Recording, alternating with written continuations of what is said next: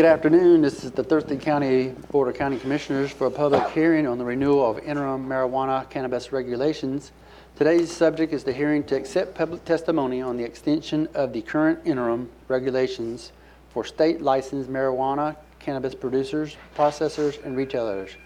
No changes to zoning regulations are proposed within this renewal. So there's a sign-in sheet in the back if you haven't signed in already.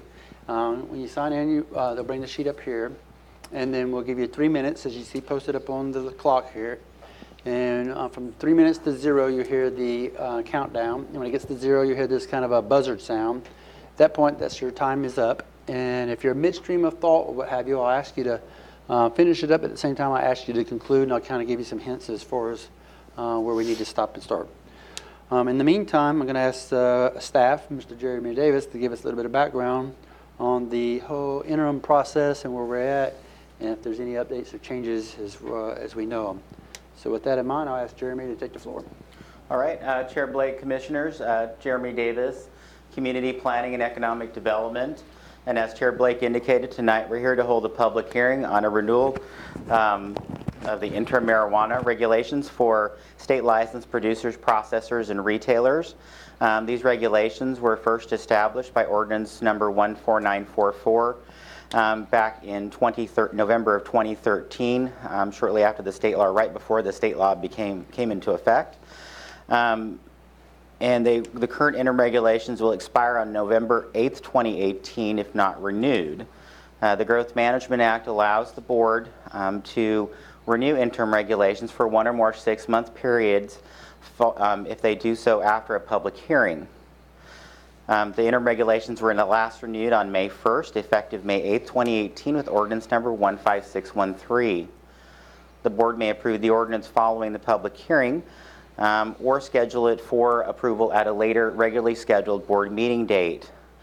Since the current interim regulations expire on November 8th, the next available meeting before November 8th is November 6th, 2018. The proposed interim regulations, interim ordinance I should say, would extend the regulations to May 8th, 2019 if the board chooses to renew them. It does amend the 6-month work plan to account for increased time necessary for completing review of the permanent regulations by the board, and no changes to zoning regulations are proposed with the renewal. The regulations have been renewed and amended about 11 times since 2013. A public hearing notice was published in October 4th in the Olympian, and we also issued a press release and a web mail to interested parties last week. With that, are there any further questions? Any questions of Jeremy? No, sir. No, sir. Yes, I do have a question. So the 6-month date is, can you repeat that date again, please? The regulations expire on November 8th, 2018. Okay, so, November 8th, 2018. But if we wanted to renew it, how far? Oh, yeah, sorry about that. May 8th, 2019. May 8th? Yeah. Sure. For a 6-month period. Hypothetical here, should we want to not go all the way to the 6 months and say at 3 months decide, it's still the same rule applies on any given day that we have a normal board meeting. Right. It doesn't have to go all 6 months though. Right. The board can choose to enact permanent regulations or discontinue the interim regulations at any time after you approve it, likely following a public hearing. Sure. So. Okay. Well then, process-wise, if we were to stop prior to May and we decide, hey, we're going to settle on this, do we have to go through another public hearing? It's my understanding we likely would, depending on what the board chooses to do with that. If there's changes or alterations? Yeah. No, definitely. Depending on what steps you would like to take. Okay. Anything now? No. Nope. Okay. With that in mind, I'll open up the public hearing portion of this and ask about those who signed in first come, first serve. I'll just go down the list. And so the first person I have that said yes was Jeff Merriman. Hello, Jeff. How you doing there? I just think we're trying to get the time going. Give me 1 second to get the clock up and going. There we go. There you go, sir. You have the floor. My name is Jeff Merriman. I own a Tier 2 producer processor here in Thurston County, down there in Rochester. And I've been coming to these meetings a lot, and I've been seeing what this board's been doing to the industry. And I just got to say, you guys must be educated in the growth of cannabis. because I saw recently that you guys allowed a hydroponic grow operation down there in Grand Mound on a septic system. You guys have no clue what a hydro grow does to an environment, do you guys? I mean, have you ever dipped your hand in 35% hydrogen peroxide for 5 minutes? I guarantee you, you'll be life flighted to Harborview for a blood transfusion. Just think what that does to our environment going into a septic system.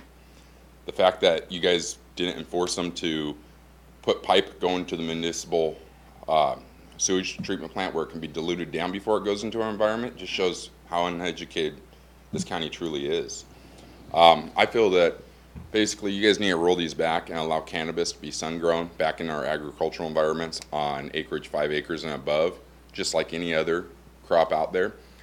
But when you start looking at what the cannabis industry is like and what we can and cannot do compared to conventional agricultural, you'll definitely see that cannabis does not pollute our streams and our environment like conventional does.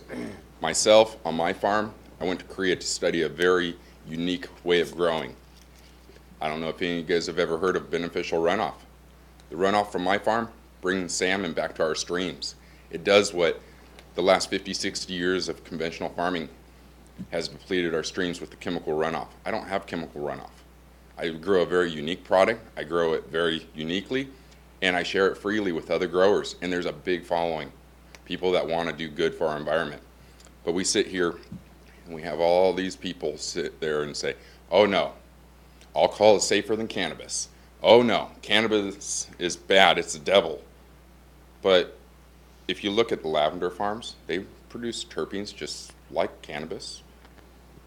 We also have the tree farms in our area. They produce terpenes. It's just another smell. It's not going to get you high. What's that word you use, sir?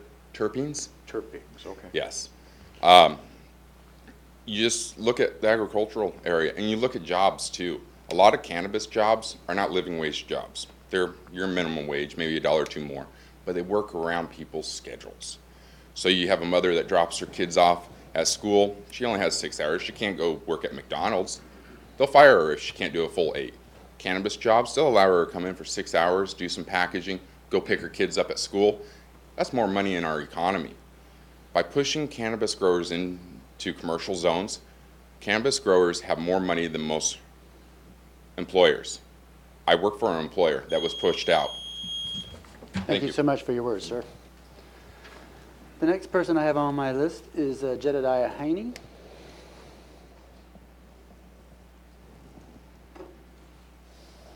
Hello, Jedediah. Hello, Commissioners. Can you do me a favor and raise the mic just a tad? There you go. Go ahead. Jedediah Haney, I live in Northeast Thurston County now. Last time I came up here talking about the policy that you're pushing forward, we compared maybe some of the crop to hemp crop, and we talked about cannabinoids. And Jeff brought up a terminology that you might be new to, which I'm glad that you asked. Terpenes. Terpenes are actually commonly occurring in 20,000 different classes of plants. So terpenoids are the smell that you're sensing from your olfactory senses. Cannabaceae, cannabis sativa is cannabis crops. Cannabaceae humulus lupus is hops crops. I don't know if you've ever been to Yakima in the middle of the harvest, but it stinks. In fact, the hops processing is the same processing as cannabis processing, using CO2 as a supercritical reactor, using cold to strip down the terpenes and other constituents from the hop flower. Again, same cannabis or same class, Cannabaceae, right? We're capturing that. So if you go to Yakima in the middle of October, you're going to be inundated with maybe a smell of a stale Heineken, right? So I'm only describing that because Yakima does 78% of the nation's hop supply out of Yakima County, right? That means a lot to those farmers, and that means a lot to those farmers that withstood the bottom of that market collapsing, which is currently what's happening with this death by 1,000 knives to the cannabis industry. I mean, we went from somewhere around, and I know these are numbers, but we went from somewhere around $4 a gram to now I'm hearing on the wholesale side less than 2 cents a gram. So you can imagine a farmer's margins are down to this. So what you all have done is done a 180. You've advertised to farms to come to Thurston County when this first started by being open with your zoning. And then over 11 plus rolling amendments, you've changed that position to now where some of the strongest producer processors in this county that are making this county revenue, regardless of the minuscule factor of it, it's still revenue, are now stuck in those commercial zones. Where at current status, and I know Seattle Public Light has better statistics on this, but nationally, the legal industry is using over 1% of the power grid supply. So literally back to those unsustainable statements, right? You are enforcing unsustainable activity inside of your county. And it seems because you're a little bit disconnected to what is actually going on, both on a state regulation level and on a local level.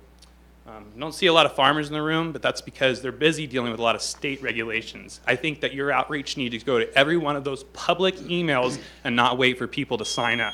Thank you. Yeah, thank you for your words there, sir. So the next person I have is Michelle Hawkins.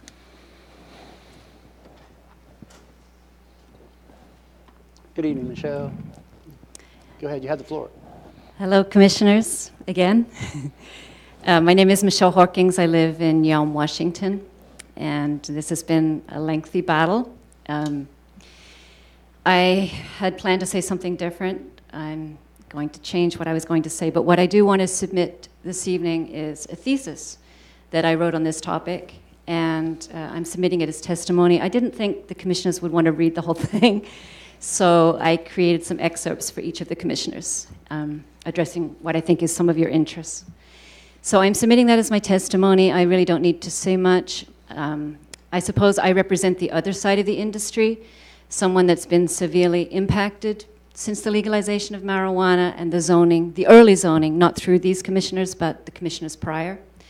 And I'm still impacted. I still witness almost daily issues with my neighbors. So I think this says it all. It's going to need some revision. It's in its final edit for a book to be published this fall. So it may have a happy ending. Well, we'll see.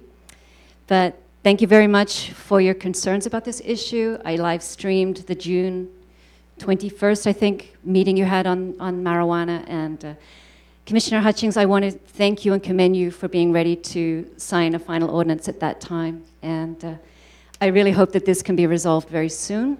And what I found in my research, and Fran McNair told me this from Orca, is that the revenue from sales tax with marijuana through producers and processors goes to the state. There's very little actually comes to the county. The revenue that comes to the county is through retailers. So it's the retail stores that bring the tax revenue. And I just want to make a point that my husband and I spent our retirement savings, and which was actually more than half of the tax revenue received by the county in 2017. So maybe that will put some perspective on this, because there definitely is continuing black market activity in this industry. And even the LCB, I've heard say that in this room to the commissioners, that I think it's been reduced by only 50% since legalization. So it's out there. It needs serious contemplation, a final ordinance, and how it's regulated. I'm sorry, I didn't know if my time was up. How it's addressed. And I think the answer is zoning, and I think people need to look seriously at the LCB and some of their policies, because I think their, how should I say this, self-interest is more aligned with the industry than people that are being impacted, such as myself and my family. Thank you very much. Thank you so much, Michelle. Okay, so that concludes those who signed in on the list and hit the yes button. Is there anybody in the audience like to come to the podium? If so, by show of raising your hand, I'll call you to the podium and let you speak. Is there anybody? Seeing no one? Okay. I'll ask the commissioner, do you have any follow-up comments or questions to the staff? Anything you want to say? Boy, I have a lot of questions, but I need to spend some time, I think, educating myself. All right. Same, yeah, I have no questions. Thank you. No questions? Do you have any other final questions, comments? Jeremy? No, sir. Nope. What's the pleasure of the board? Now I move to close the public hearing. Good. I'll second that. It's been moved and second to close the public hearing. All those in favor say aye. Aye. Aye, and so the public hearing is closed. And with that, is there a motion to adjourn? I move to adjourn the public hearing. Second. It's been moved and second to adjourn the public hearing. All those in favor say aye. Aye. Aye. Aye, and we are adjourned.